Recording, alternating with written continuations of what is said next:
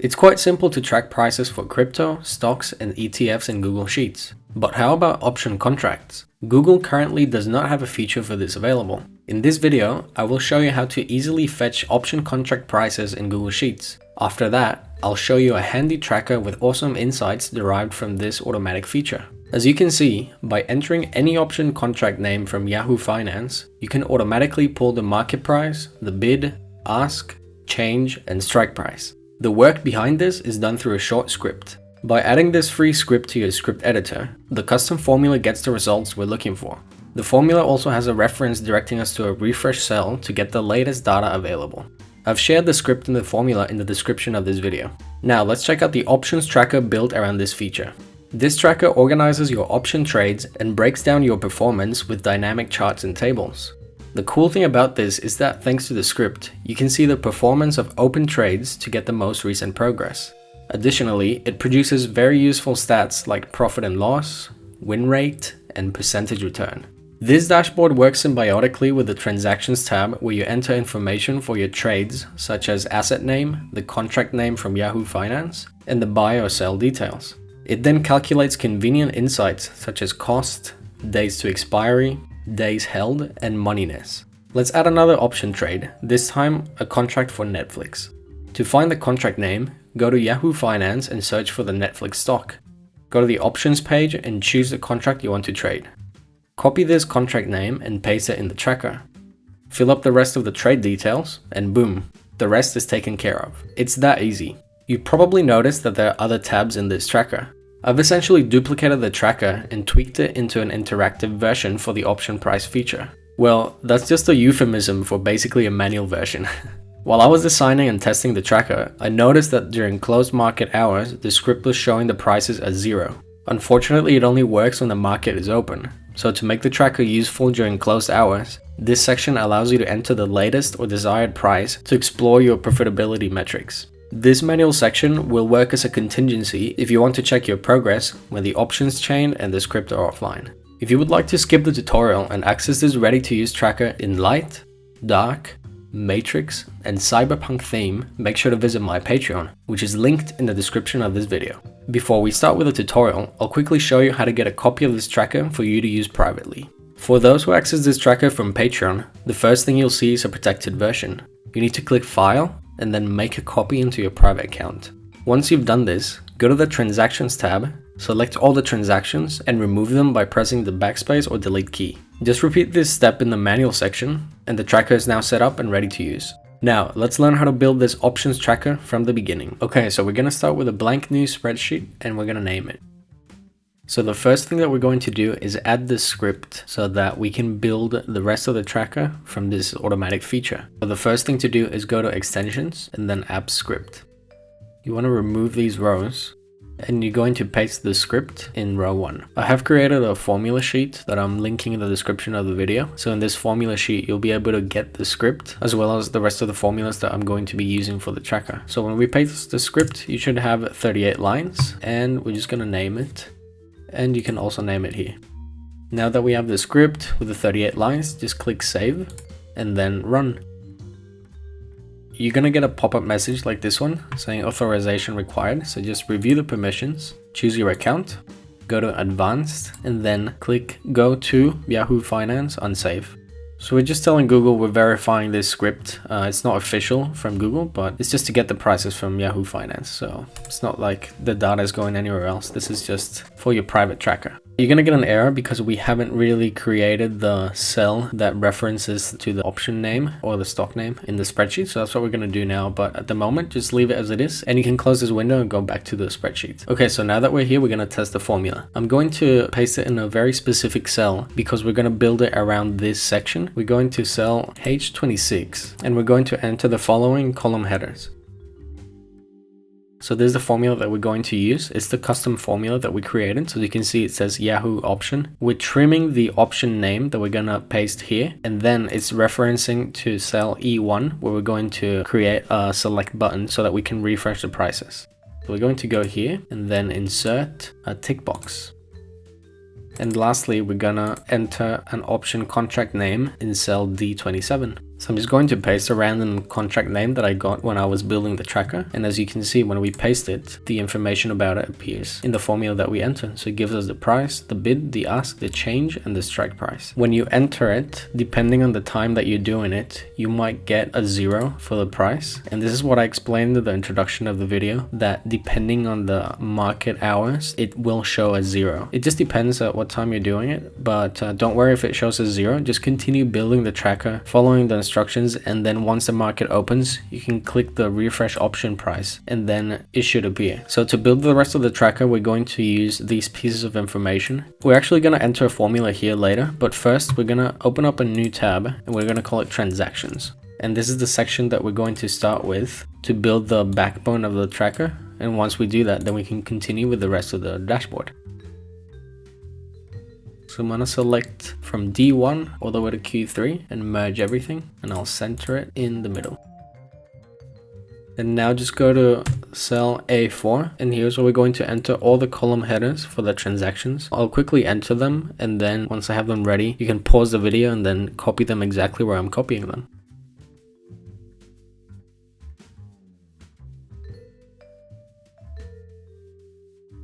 Okay, so these are the column headers. Just select all of row 4, go to text wrapping, and then wrap it, place them in the middle and center them. And from R1 to T3, I'm gonna select it and merge it. And then we select from U all the way to X, merge it, and enter the final one. Okay, so now what we're going to do is enter a few dummy transactions in this first section, and then we can continue with the rest of the formulas here. Before I enter these dummy transactions, there's one little thing to do, and that is the classic data validation. So go to option type, select from E5 all the way to the bottom. So Command Shift down or Control Shift down, go to data validation, and in list of items, we're gonna enter call and put. When we click the drop down arrow, we get the two options, no pun intended, and we can select whatever we want. And then we do the same for buy and sell. Okay, now that we have the data validation, I'm going to enter some dummy transactions here. As you can see, I just grabbed a few option names from Yahoo Finance. Feel free to enter your own, or just enter the ones that I chose, at least while you're building the tracker, so you can see how we progress as we enter different formulas. Okay, so now we're going to start entering formulas for this specific section. Before we start entering them, just make sure to rename the tabs to Dashboard Automatic and actually Transactions Automatic, because the formulas that you're going to be copying and pasting from the formula sheet, they are referenced to the tabs and they have this specific name. Just name them as it is right now, and then once you finish the tracker, all the formulas are going to be linked already, so then you can easily change the name to whatever you want and you will need to change the formulas again. So now that we have them named like this, we start with total cost. For total cost is pretty simple. We're multiplying the quantity of contracts times the price, and we're multiplying it by 100 because they're option contracts, and then adding the fees. Next is the days to expiry. So what we're doing here is subtracting the expiry date from today, and if it's less than 0, it's closed. If it's not, then it gives us the number of days to expiry. For days held, we're using the dated if formula. So here, the start date is our open date. And then for the end date, we're using an if condition. If L5, which is this one here, the close date, if that one's empty, then it's going to use today. If it's not, then it uses the close date. Now for moneyness, which is ITM or OTM, in the money, out of the money, we're using this really cool formula called switch. It's scanning through E5, and if it's a call option, if the price is greater than the strike price, is in the money, if not out of the money, and then it's the other way around for the put option. And finally, the status of this trade. It's a pretty simple formula. If the closing price is blank, then that means it's open. If not, it's closed. So every time you close your trade, you obviously want to enter a closing price because you want to calculate your profit and loss. And if not, then it's open. Okay, so this was the first section with formulas. Now we're gonna jump into the dashboard to list the option names, and that way we can get the current profit and loss and just the performance of the open trades. So you'll see it's really cool. So we go to dashboard automatic. Here in cell D27, we're going to enter the option name. You can call it option name or contract name, up to you. And we're going to enter a combination of unique and filter. So we want to get the unique option names that are open and that are not blank. As you can see, we get these here. And if we go to transactions automatic, you can see that 4 of them are open. So we're just going to drag down the custom formula. And as you can see, some of them are showing 0 because at the time of recording, the market is closed. There seems to be a glitch with this formula, so we'll create the manual after this. But at the moment, yeah, the glitch is still showing the market price for Disney. Looks like Yahoo doesn't change the market price to 0 for this specific option. But don't get alarmed if it shows up as 0. As long as you see the change in the strike, which they always appear, you know that it's working. I'll probably log in again in a couple hours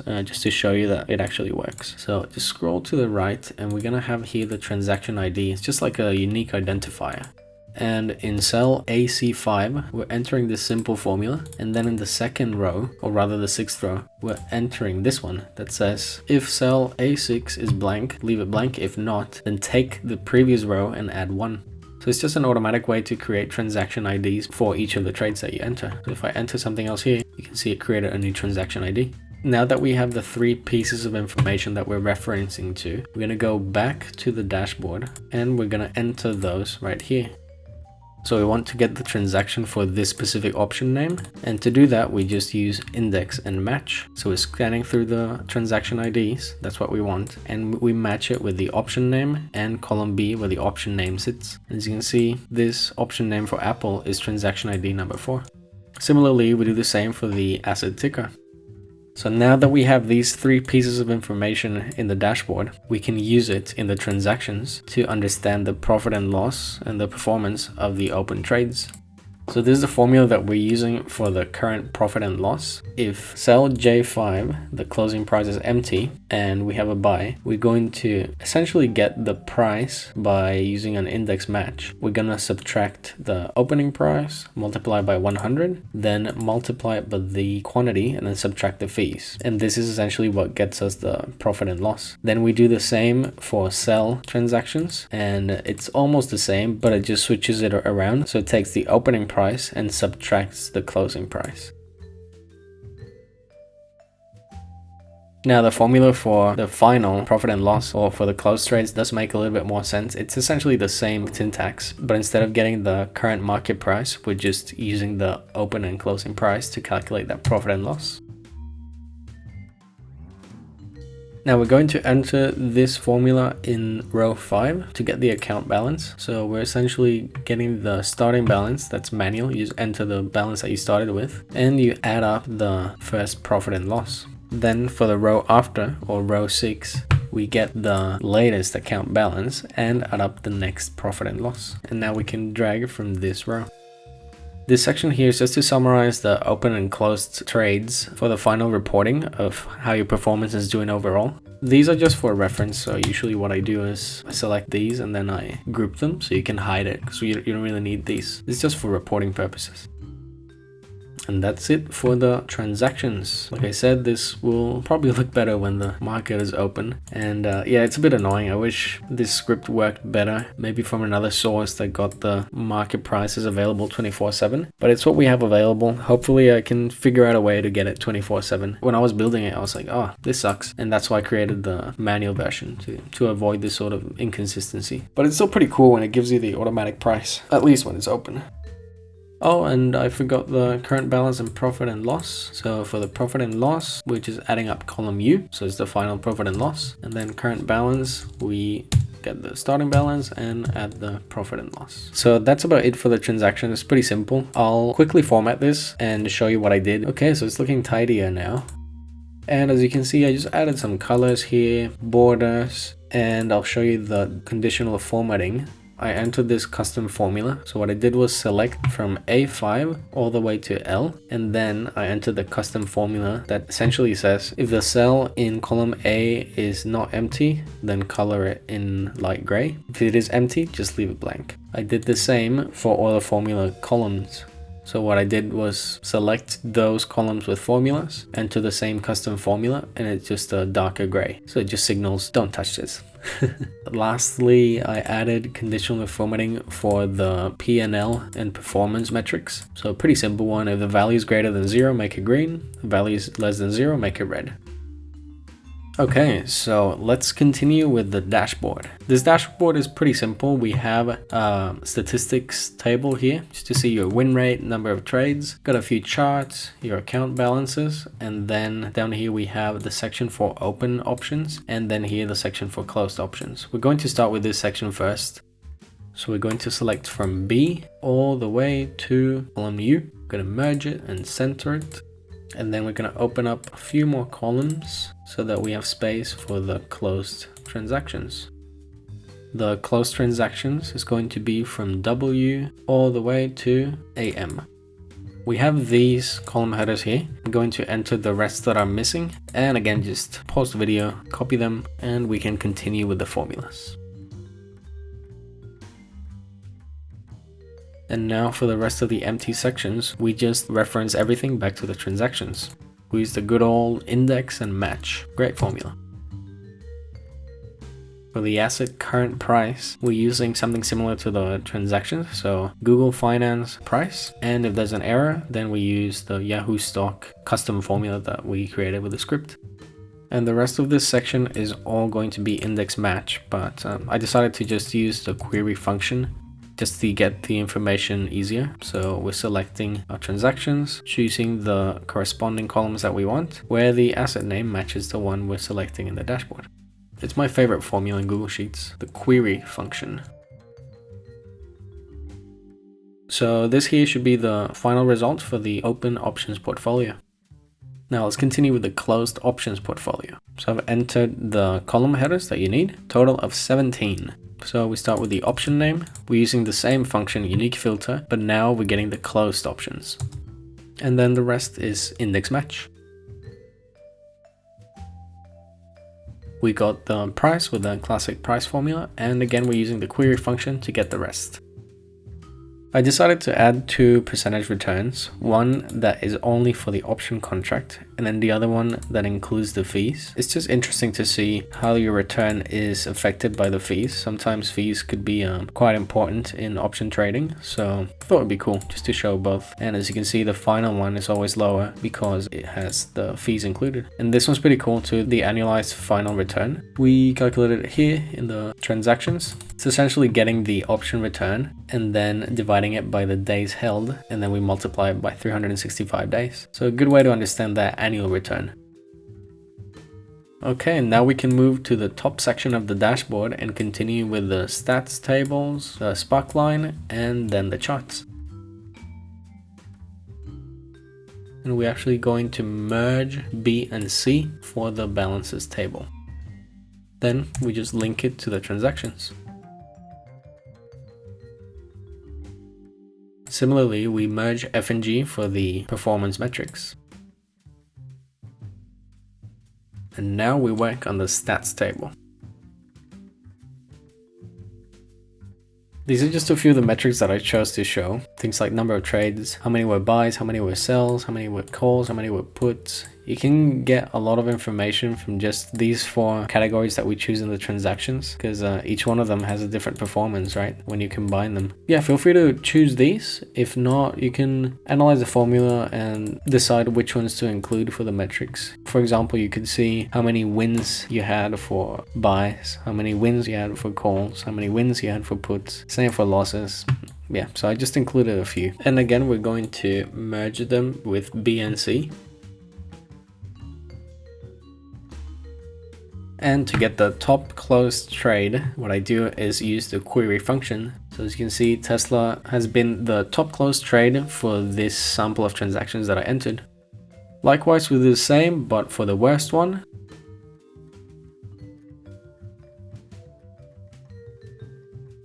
Just have a few more formulas to enter, and then we can format and finalize with the charts. So we're going to select cell J4 and drag it across all the way to M6. Then we merge it and center it. And here's where we enter the sparkline. So I'm just looking at the account balances and how they've moved. And if you want to change the color, just go here and you can change it to a color that you want. And the last bit of information that we need with formulas for the charts is the open and close profit and loss. So go to cell X3 And we're just applying a summis formula where we have wins. So that's the total P&L of wins. And the same formula, but switching it around to get the amount of losses.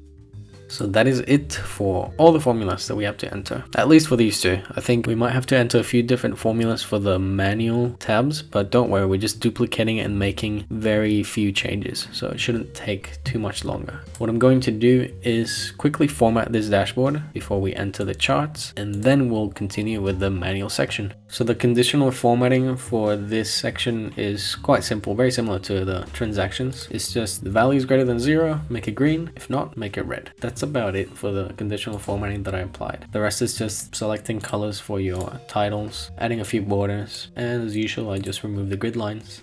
It looks pretty good already. Now we will create the charts. So we're going to go to insert chart. We want the column chart, and for the data range we're selecting column C from C26 all the way to the bottom, and then column U. For the x-axis we want the asset ticker, and for the series we want the trade return. So pretty simple, and we can just change the colors and add a few titles. Now we copy this chart and paste it on the side, and we're going to change the data range to select the closed trades. So select column X and select column AL. So it's a pretty good view to see the percentage return of your open ones and your closed ones. So the next chart, we want a bar chart. And for the data range, we're actually going to go to transactions and select column A from A4 all the way to the bottom. And then scroll all the way to the right and select column AA. This is why we created it, to get the open and closed trades when we want graphs of all of them together. And again, we're going to copy it and paste it on the side, and we're going to change the data range. So we're going to go again to transactions, select from A4 all the way to the bottom, and then we want the percentage return. So column AB. We want the asset ticker as the y-axis, and then the percentage return. Here we're going to change it to the average because we're aggregating it by ticker. Sometimes tickers might be repeated, right? Well, this is actually up to you, but I prefer to just get the average percentage return per asset. So if you have multiple option contracts for, say, Apple, you can get the average of them together. Okay, now we're just missing two little charts here. And we want a pie chart where we're going to select the number of wins and the number of losses. We're going to aggregate it and select D17 and D18. And lastly, we're going to insert one more chart, and we're going to make it a stacked bar chart. The data range that we're going to select is this one here that we created, X4 and X5, and then Y4 and Y5. Make sure the stacking is standard. We're going to combine the ranges vertically. Click switch rows and use row 4 as labels. And for the y-axis we want X4. For the series we want Y4 and Y5. Then we can add some data labels. And for the legend you can double click it and enter the title that you want. So in my case, wins is blue and losses is red. And actually I wasn't able to remove this vertical title. I couldn't figure it out, unfortunately. I just made it extremely small and white to make it disappear. So if someone can figure that out, please let me know. It annoyed me for a little bit. I spent a while trying to figure it out and I couldn't, so I just decided to manually hide it. That is the dashboard for the options tracker, the automatic section. Now that we have these two sections ready, we can make the manual version, and you'll see it's very, very easy. So you want to select the dashboard, then by pressing Shift, select the transactions, then right click, and then duplicate both of them at the same time. It's important you don't miss this step because now, as you can see, all the formulas are linked to the copy you made. If you didn't do this, you would have to go through each of the formulas and change the name to the manual one. But because they're all linked to the copy we made, you can just change the name to manual. And if you take a close look at the formulas, you see it's linked to the manual one. So make sure to do that this way. It's super important if you want to save a lot of time. So remember, select them, both of them with Shift, and then duplicate them. That way, everything is linked to the corresponding tab. So even the transactions, you can see that they're now connected to the manual version. Okay, so for this section, for the open ones, what we want to do is get these prices manually for times when it doesn't work, like it's not at the moment. So just select from H all the way to K and just remove this. And we're going to select basically everything all the way to the right, all the way to the bottom, and we're going to move it to column I. So we just fix up a few of the things we moved. So unmerge and merge again to where it fits. Remove this section, move this to the beginning. And just so that we know where to enter it, I like to add some conditional formatting. So if it's not empty, then make it a specific color. That way we know where to enter the prices. And you can just click the paint format and drag down. Looks like we didn't delete the formulas from before, so just gonna select everything and delete it. I believe now we can drag down all the way to the bottom. Okay, now when you enter something new, it turns blue. We used to get the strike price with the formula, but now we're just going to link it back to the transactions, and we use an index match to get the strike price that we entered manually. And now that we fixed up the columns, making them narrower, make sure it fits correctly, I just quickly moved the charts so they would fit appropriately because we moved everything to the left a little bit, so now there's more space. Once that's done, once you make these changes, move it, add the manual one, everything else should be working fine. Everything has been linked before, so duplicating it and just moving something simply change all the formulas to be capturing what we want. So as you can see, now that we have the prices here, we can see the correct percentage return of our trades. The closed ones are closed, so that one's the same. And similar for the profit and loss up here, you can see that now it's a bit more precise than when it's not live. So you can see the losses show up quite large because they're all at 0. So it's a really good buffer to use contingency when that automatic price is not working. Obviously, once you have built it and you enter new ones here, they essentially need to be replicated here. Probably something to save you some time would be to link everything to these transactions and then drag it down, and then when you enter something in the original one, the one that you're trying out, it shows up in the manual ones as well. So you can automate it even more to avoid double entry. But yeah, that's about it for the automatic and the manual version. And that's basically how we move from automatic to manual. It's a pretty simple step, and yeah, it just works really well when you can't see the prices. You see, you enter them manually, and it's just like any other tracker where you get the correct performance. So that's about it for the options tracker. You got everything you need here to enter your transactions, and one of them shows them automatically, the other one is manual as a contingency. And what I'm going to do is take a quick break, wait for the market to open, and then I'll show you how the refresh button works, and you'll see how the prices change. They don't just show up as 0, but they actually show the price. So I'll be right back. Okay, and the market is open, and as you can see, now we get the prices. You just need to click the refresh button and you get the latest price. So I hope it helps you, and I'll see you next time. Thank you very much.